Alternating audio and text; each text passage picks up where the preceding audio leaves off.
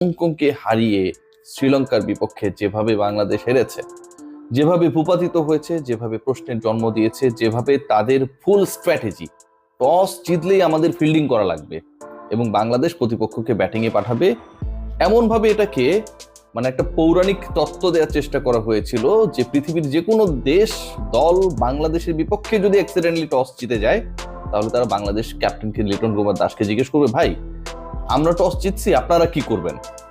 বাংলাদেশ বলবে আমরা ফিল্ডিং করব।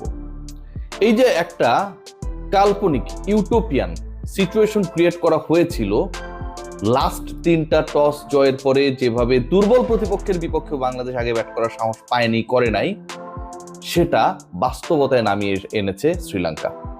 বাংলাদেশকে উড়িয়ে দিয়েছে, ঘুরিয়ে দিয়েছে, 32 বল আগে জয় নিশ্চিত করেছে, পুরো বোলিং অ্যাটাককে তুলোধুনো করেছে এবং বাংলাদেশের ব্যাটিং ডিপার্টমেন্টের খোলসটা ফাইনালি সামনে এসেছে। আফগানিস্তানের বিপক্ষে ডু অর ডাই ম্যাচ আগামীকাল, আপনারা সবাই জানেন। এই ম্যাচে বাংলাদেশকে জিততেই হবে, মানে একদমই জিততে হবে, এর ডানে বামে কোনো আলোচনা হবে না।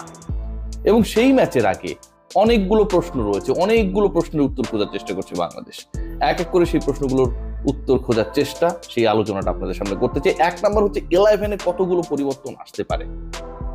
নাম্বার 4-এ যে পজিশনটা রয়েছে তাওহিদ হৃদয়, যেখানে তিনি হ্যাটট্রিক ম্যাচে বিলো 100 স্ট্রাইক রেটে আউট হয়েছেন। 100 কম স্ট্রাইক রেটে আপনি আউট হতেই পারেন বা আপনি ইনিংসটা শেষ করতেই পারেন, সিচুয়েশন ডিমান্ড হলে সেটা হতে পারে। বাট বাংলাদেশ দলের সবচেয়ে এই মুহূর্তে আনপারফর্মার, নন পারফর্মার, চাপ ক্রিয়েটকারী ব্যাটার হচ্ছে তাওহিদ হৃদয়। নিজের উপর প্রেশার তিনি নিয়েছেন।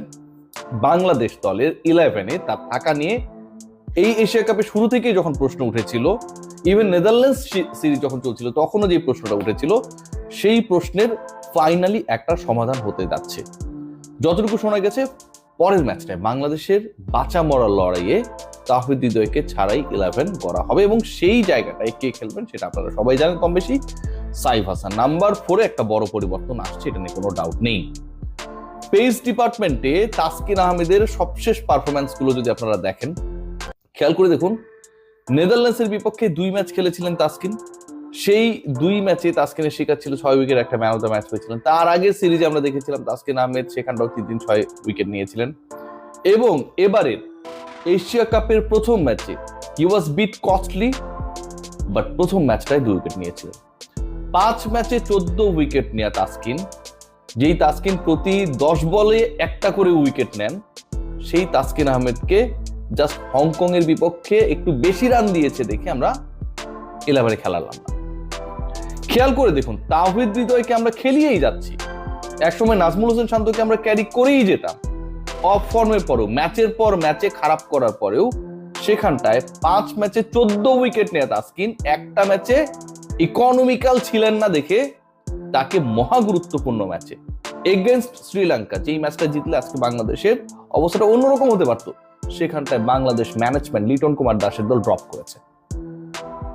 তাসকিন আহমেদকে ড্রপ করার খেসারত বাংলাদেশ দিয়েছে। বাংলাদেশের বোলিং অ্যাটাকটা কেমন ছিল সেটা আপনারা সবাই জানেন। তো তাসকিন ব্যাক করবে কি করবে না সেই উত্তর মেলানোরও সময় চলে এসেছে এবং